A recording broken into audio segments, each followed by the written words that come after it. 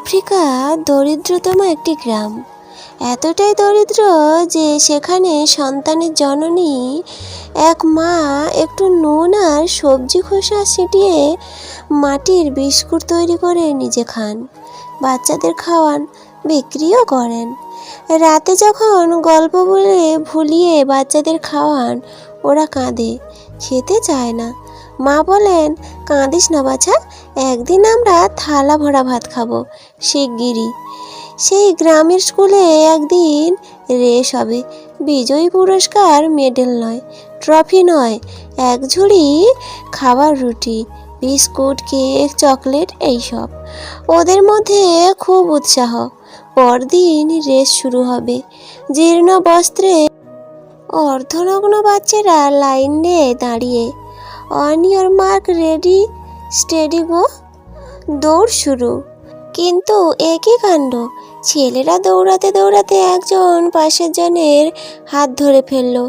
হাতে হাত ধরে দৌড়, কেউ হারেনি, সবাই জয়ী। দৌড় শেষে দু হাত তুলে নাচ।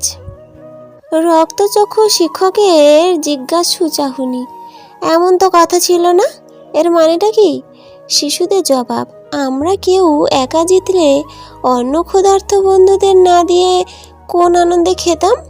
শিক্ষকের থোতা মুখ ভোতা।